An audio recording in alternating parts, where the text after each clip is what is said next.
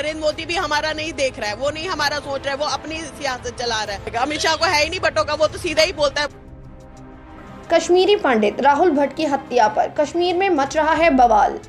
तो न्यूज़ 18 के एंकर अमन चोपड़ा ने इसके लिए किसको बताया जिम्मेदार? राजीव निगम समेत कई सोशल मीडिया यूजर्स उठा रहे हैं सवाल।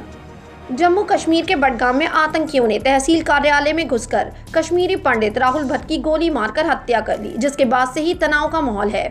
इस घटना के बाद से कश्मीरी पंडित सड़कों पर हैं। राहुल भट्ट सरकारी कर्मचारी थे। राहुल भट्ट की पत्नी मीनाक्षी ने सेना से अपील की है कि उनके पति के हत्यारों को 2 दिन में मार गिराया जाए। इतना ही नहीं, उन्होंने घाटी में कश्मीरी पंडितों की सुरक्षा का मुद्दा भी उठाया। राहुल भट्ट की पत्नी मीनाक्षी ने मीडिया से बातचीत में कहा है कि कश्मीरी पंडित सेफ नहीं हैं, आतंकियों को दहशत फैलाना है, इसीलिए वे कश्मीरी पंडितों को टारगेट कर रहे हैं। वहीं उन्होंने आरोप लगाते हुए कहा कि सरकार को भी हमारी फिक्र नहीं है, सरकार हमें बलि का बकरा बना रही है, सरकार सुरक्षा के बारे में नहीं सोच रही। नरेंद्र मोदी भी हमारा नहीं देख रहा है, वो नहीं हमारा सोच रहा है, वो अपनी सियासत चला रहा है, बलि का बकरा बना रही है उधर, वो कुछ नहीं सोच रही। उन्होंने कहा कि राहुल भट्ट की तैनाती पहले बडगाम डीसी ऑफिस में थी। 2 साल पहले उनका ट्रांसफर चडूरा में कर दिया गया। हालांकि राहुल भट्ट लगातार ट्रांसफर करने की बात कर रहे थे, लेकिन डीसी बडगाम और एसीआर ने इसे नहीं माना। मीनाक्षी ने आरोप लगाते हुए कहा है कि राहुल ने सुरक्षा की बात कहकर ट्रांसफर मांगा, लेकिन उनका ट्रांसफर नहीं किया गया।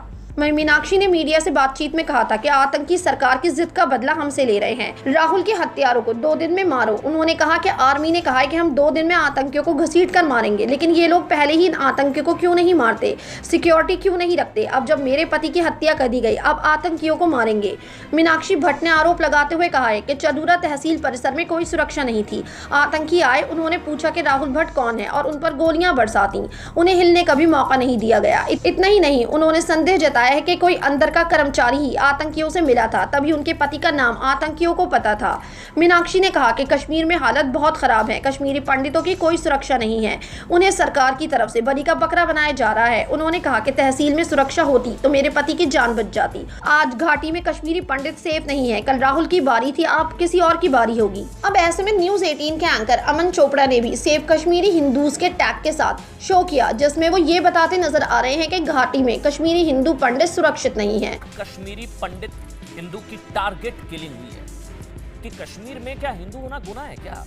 जिस पर राजीव निगम समेत कई सोशल मीडिया यूजर आरोप लगा रहे हैं कि अमन चोपड़ा ने कश्मीर घाटी में हुए कश्मीरी पंडितों के पलायन और उनके साथ अत्याचारों पर पिछली सरकार को जिम्मेदार बताते हुए सवाल उठाते रहे हैं। वहीं अब वो मौजूदा सरकार से राहुल भट्ट की हत्या पर कोई सवाल नहीं पूछ रहे, न ही वो इसके लिए मौजूदा सरकार को जिम्मेदार बता रहे हैं। पर कॉमेडियन राजीव निगम ने ट्वीट करते हुए लिखा, ये सब बकरा है, सिर्फ मतलब की बात छोड़कर कि मौजूदा सरकार जवाब दे कि 32 साल पहले वाली सरकार से तो हिसाब मांगता है, लेकिन मौजूदा सरकार के नाम पे बरगला रहा है।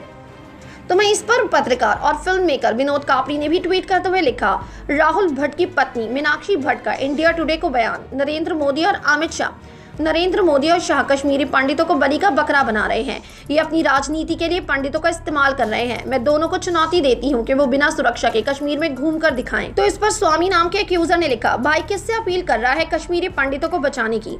अमन बाबू, किसी का नाम तो लो, सरकार या पार्टी का। अनुपम चचा से अपील कर रहे हो क्या? एक बात बताऊं, कश्मीरी पंडितों को पहले गंदी राजनीति से बचाओ, उनके ऊपर फिल्म बनाने से अच्छा उनकी भलाई के लिए महत्वपूर्ण कदम उठाएं। तो मैं इस पर पत्रकार सागरिका किसू ने कश्मीरी पंडितों द्वारा रेजिग्नेशन लेटर को शेयर करते हुए लिखा, पीएम पैकेज पर काम कर रहे कश्मीरी पंडितों का सामूहिक इस्तीफा।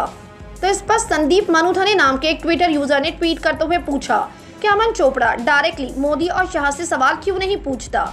आज इसके लिए और कौन जिम्मेदार है? ऐसे कितने ही सोशल मीडिया यूजर हैं जो इस पर अपने रिएक्शंस देते हुए दिखाई दे रहे हैं। आपकी क्या राय है इस खबर के बारे में? अपनी राय कमेंट सेक्शन में जरूर दें। हमारे चैनल को सब्सक्राइब करें, बेल आइकन प्रेस करें ताकि हर खबर आप तक जल्द से जल्द पहुंचे।